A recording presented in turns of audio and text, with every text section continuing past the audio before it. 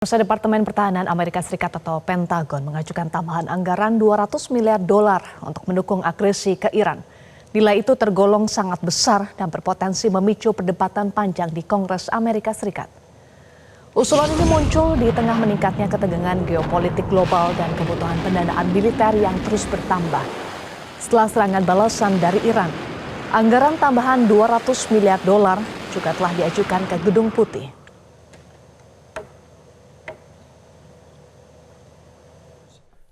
$200 billion. I think that number could move. Obviously, it takes money to kill bad guys.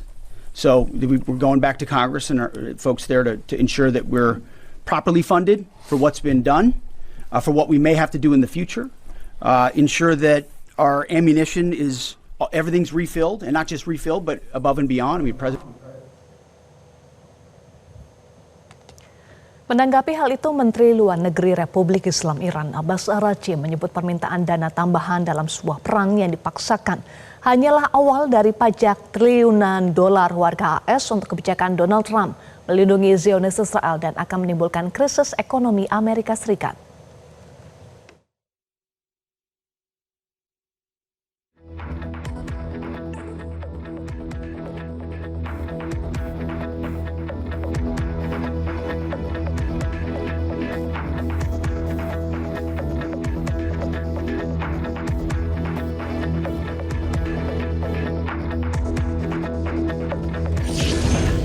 Berbagai laporan dan analisis lembaga pertahanan memperkirakan biaya agresi Amerika Serikat ke Iran sejak 28 Februari 2026 mencapai puluhan miliar dolar per harinya.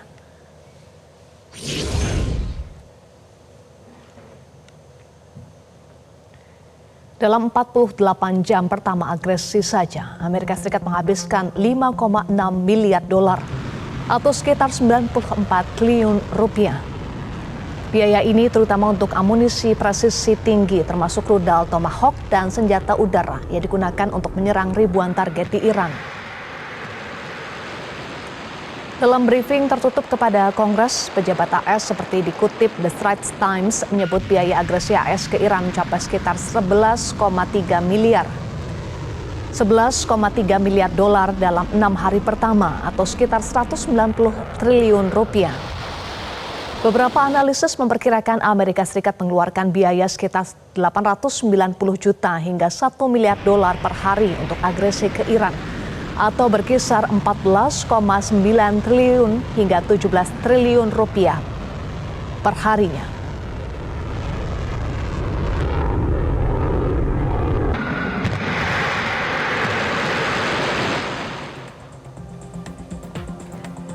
Tidak hanya itu, AS juga mengalami kerugian tambahan akibat balasan Iran atas agresi Amerika Serikat. Di antaranya radar peringatan dini di pangkalan AS Al-Udeid di Qatar yang nilainya mencapai sekitar 1,1 miliar dolar. 3 jet tempur F-15E yang hancur nilainya sekitar 282 juta dolar. Dan beberapa drone MQ-9 Reaper dan sistem radar THAAD bernilai ratusan juta dolar.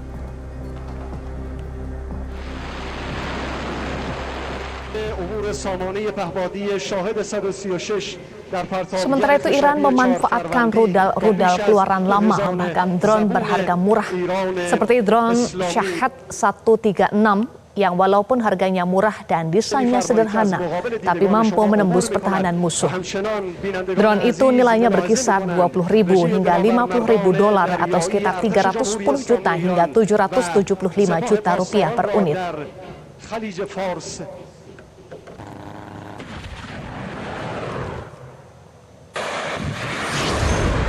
Departemen Pertahanan Amerika Serikat atau Pentagon mengajukan tambahan anggaran 200 miliar US dollar atau sekitar 303 triliun rupiah. Maksud kami 3.300 triliun untuk mengagresi Iran.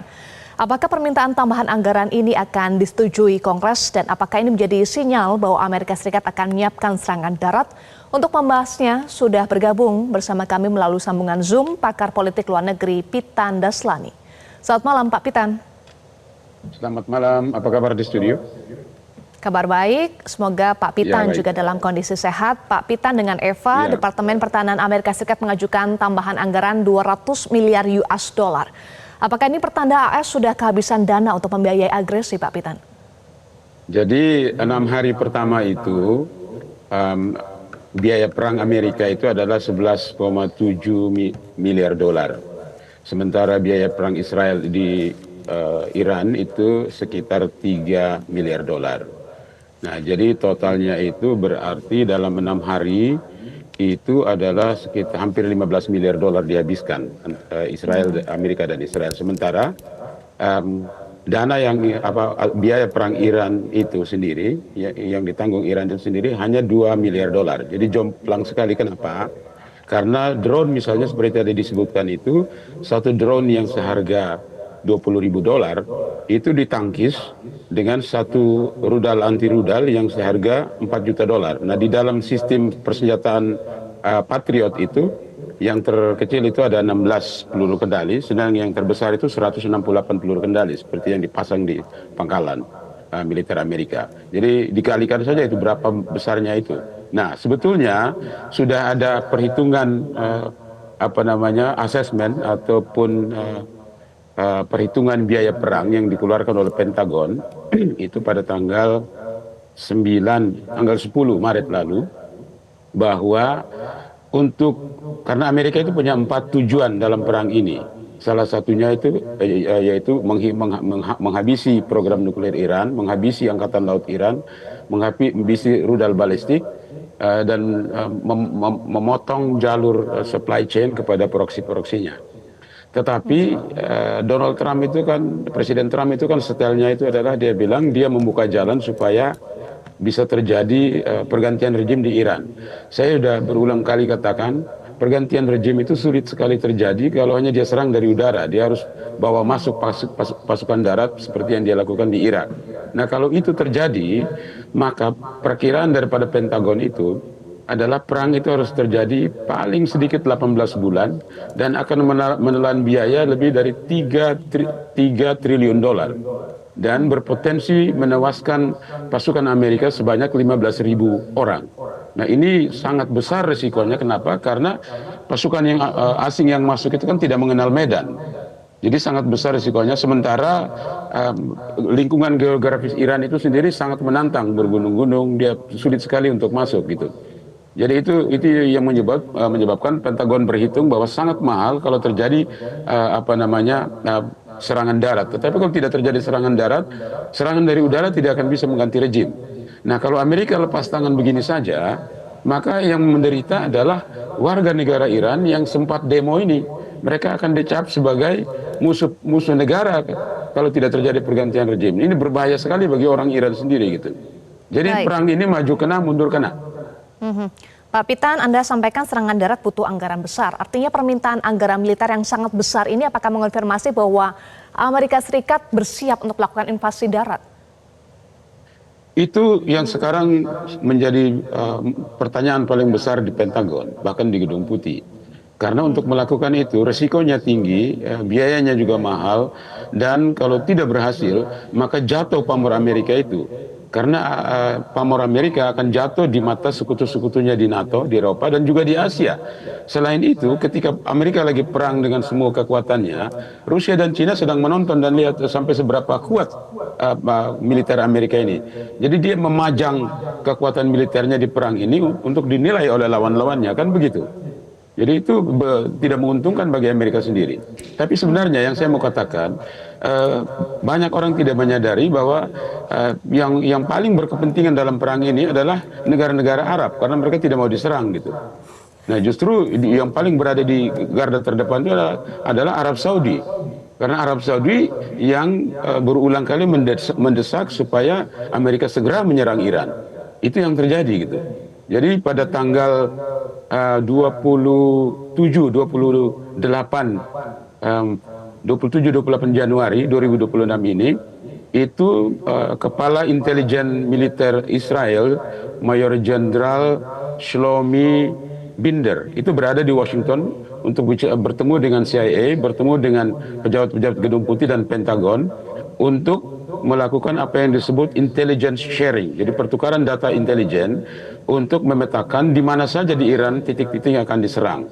Nah, ajaibnya pada waktu yang nyaris bersamaan pada tanggal 29 dan 30 Januari itu tiba juga di sana Menteri Pertahanan Arab Saudi Khalid bin Salman yang datang dengan tujuan yang sama, yaitu melakukan intelligence sharing, sehingga Amerika mendapat lebih banyak informasi titik-titik mana di Iran yang akan diserang. Nah, jadi Arab Saudi sepertinya berkepentingan, itu sebabnya maka pada tanggal 28 Februari ketika Israel menyerang dan menewaskan Ayatollah Ali Khamenei, surat kabar Washington Post pada hari yang sama turunkan berita bahwa selama bulan Januari itu MBS telah bolak-balik telepon kepada Presiden Trump untuk menyerang Iran. Kemudian pada tanggal 15 Maret, baru beberapa hari lalu ini, surat kabar The New York Times turunkan berita yang sama, bahwa Arab Saudi adalah negara yang mendesak supaya kalimatnya itu adalah keep hitting Iran hard. Jadi terus-menerus teruskanlah menghajar Iran secara keras. Nah, itu yang dilaporkan oleh New York Times. Nah, sehari kemudian pemerintah Arab Saudi membantah berita di New York Times itu bahwa itu tidak seperti itu. Tetapi berita di Washington Post itu tidak ada bantahannya, sehingga banyak orang jadi berandai-andai, oh kalau demikian apakah Arab Saudi punya kepentingan berbagi data dengan Amerika untuk menyerang Iran. Nah, jadi dapat dipahami kenapa Arab Saudi itu, Aramco diserang sudah 2 kali, bahkan berbagai lokasi di Arab Saudi diserang. Abu Dhabi sendiri itu saya kemarin dapat informasi dari diplomat Uni Arab Emirat bahwa Uni Arab Emirat itu dalam 12 hari terakhir diserang 278 balistik misail dan lebih dari 1.700 drone untuk menghancurkan berbagai tempat di sana. Sehingga negara-negara Arab ini akhirnya petanya berbalik, karena mereka diserang, mereka jadi sekarang tidak mendukung Iran, mereka malah berbalik. Baik. Dan mereka membiarkan kalau Amerika menyerang Iran. Itu kondisi yang terbolak-balik sekarang ini. Itu kondisi saat ini. Sementara untuk sinyal AS yang menyiapkan invasi darat masih menjadi pertanyaan besar ya Pak Fitan. Tapi bukankah akan menjadi kerugian yang besar bila Amerika Serikat harus mengorbankan pasukan darat untuk menginvasi Iran? Saya belum yakin bahwa pasukan darat akan turun. Amerika akan cari lain. Meskipun yang saya dengar itu bahwa 2.200 marinir Iran itu sedang menuju sana untuk menduduki bahkan pulau Karg itu yang menjadi bandar minyaknya Iran, karena 90% minyak Iran keluar dari pulau itu. Nah, pasukan Amerika sedang menuju ke sana untuk menduduki tempat itu. Nah, apabila Amerika bisa menduduki tempat itu, maka praktis mati itu perekonomian Iran. Nah, itu berbahaya bagi semua negara, bukan hanya berbahaya bagi Iran. Gitu. Kalau Iran dilumpuhkan secara ekonomi, kan berbahaya bagi semua negara yang membeli minyak dari Iran. Ini itu masalahnya. Gitu. Baik, kita kembali ke permintaan anggaran Pak Fitan. Bukankah permintaan anggaran AS itu perlu ada persetujuan Kongres? Bagaimana peluang disetujui oleh Kongres? Nah, kalau ada persetujuan, bagaimana juga implikasinya? Jadi begini, tentu Presiden Amerika itu punya batas diskresi anggaran yang bisa dikeluarkan tanpa melalui persetujuan Kongres. Ada limit tertentu. Tapi kalau sudah jumlah segede gini, tentu dia akan berkonsultasi dengan Kongres gitu. Nah, masalahnya kan Senatnya kan dikuasai oleh Partai Republik gitu. Jadi tentu Partai Demokrat belum tentu setuju, tetapi saya tidak melihat adanya perlawanan dari sesama anggota senator di Partai Republik gitu. Jadi ini menjadi tanda tanya betul, namun besar kemungkinan anggaran itu akan diloloskan, karena jarang sekali permintaan Presiden Amerika untuk perang apabila dia pakai dalih ini untuk kepentingan nasional, ya besar kemungkinan diloloskan gitu. Dan kalau itu terjadi, berarti yang akan terjadi adalah Amerika akan all out membombardir Iran, sehingga akan melumpuhkan perekonomian berbagai negara, bukan hanya Iran gitu. Termasuk Indonesia. Bahkan kita lihat sendiri kemarin itu kan tanggal berapa itu tanggal 6 kalau nggak salah, itu kan ada kapal derek Indonesia itu yang kapten kapalnya sedang dirawat di Dubai dan 3 ABK-nya masih hilang sampai sekarang kan. itu dia ingin membantu kapal berbendera Malta yang di rudal sebelumnya. Jadi saya dapat informasi juga bahwa ada perusahaan Indonesia juga yang memiliki kargo daripada kapal itu yang mau diderek itu. Jadi ini akan merugikan banyak negara, bukan hanya Iran. Kalau Iran dilumpuhkan secara ekonomi, itu semua negara akan terkena, gitu. Semua negara yang mengandalkan minyak Iran akan terkena dampaknya, termasuk Indonesia. Dan kita harapkan itu tidak terjadi karena Iran kan terbelah dua sekarang. Iran yang di luar Iran, mereka itu kan berdemo, kenapa? Karena mereka hidup di negara demokrasi. Mereka melihat perbedaan dari negaranya sendiri, kan begitu. Tapi Iran yang di dalam juga di dalam Iran juga terbelah dua, mereka yang pro pemerintah dan yang anti kepada rejim. Nah, masalahnya adalah mereka yang anti kepada rejim ini bisa berbalik ketika mereka menjadi korban. Jadi kalau tadinya dia anti kepada rejim ini, tetapi lalu dia turun demo, tapi kalau keluarganya meninggal karena serangan Amerika, rumah dan harta bendanya habis karena serangan Amerika, kan dia berbalik. Dia jadi berbalik, orang yang tadi bermusuhan dengan atau tidak suka kepada pemerintahnya, jadi berbalik mendukung pemerintahnya untuk melawan Amerika, kan akan begitu nantinya kan. Jadi semakin banyak penyerangan Amerika terhadap Iran akan membangkitkan semangat nasionalisme orang Iran yang meskipun tadi tidak setuju dengan pemerintahnya, dia bisa berbalik karena dia menjadi korban, kan begitu. Baik, kecil kemungkinan permintaan anggaran ditolak tadi Anda sampaikan. Jadi kalau anggaran ditambah, apakah juga akan mengubah sikap NATO dan negara-negara sekutu untuk juga membantu Amerika Serikat? Tidak, begini. Jadi Spanyol, Prancis, Jerman itu mereka berbeda. Denmark juga begitu. Mereka berbeda. Mereka bilang, loh Trump, kamu dulu perang nggak ngomong-ngomong sama kita kok. Sekarang udah mentok baru datang minta bantuan. Karena Trump minta supaya negara-negara itu masuk ke Selat Hormuz untuk amankan jalur pelayaran. Mereka nggak mau. Mereka bilang itu kan kamu perang tidak beritahu saya, tidak konsultasi. Sekarang mentok baru kamu datang minta. Nggak mau itu negara-negara Eropa itu. Kan begitu, apalagi di parlemennya tentu ditolak, tidak mau itu. Jadi yang terjadi apa? Ini akan mengancam persatuan NATO, kan begitu. Bahkan Trump dalam press conference terakhir itu dia katakan bisa-bisa Amerika berpikir untuk cabut dari NATO. Nah, habis dia ngomong begitu, kanselir Jerman, Presiden Prancis malah ya katakan bahwa kalau itu yang mau terjadi, semua pangkalan Amerika di Eropa harus keluar dalam waktu 24 jam. Jadi NATO bisa pecah gara-gara ini. Nah, kalau NATO bisa pecah, maka akan terbentuk aliansi militer lain yang menandingi kekuatan negara-negara Barat. Kesana nanti larinya. Kenapa? Karena sekarang Arab Saudi dengan Pakistan sudah mempunyai perjanjian pertahanan bersama, Mutual Defense Agreement, yang dicurigai bisa-bisa menjadi embrio daripada Islamic NATO. Jadi negara-negara OKI akan diarahkan ke sana karena sudah ada perjanjian fondasinya, sudah ada antara Arab Saudi dengan Pakistan, kan begitu. Jadi akan berubah ini kalau NATO gugur atau NATO terpecah belah, maka akan muncul aliansi pertahanan yang baru yang akan menggandeng negara-negara lain, ya, bahkan negara-negara Barat pun kalau sampai NATO terpecah, banyak negara Barat akan masuk untuk mengamankan dirinya sendiri-sendiri. Jadi kita berada dalam satu fase di mana tata dunia ini sedang berubah secara total, baik secara ekonomi, secara pertahanan, secara politik luar negeri, semuanya sedang berubah secara total. Gitu. Indonesia masih beruntung, kan begitu. Ya. Kemudian Pentagon juga menyatakan bahwa agresi AS Israel ke Iran telah menelan biaya 11,3 US dollar hanya dalam minggu pertama, Pak Pitan. Lalu kini sudah memasuki minggu keempat.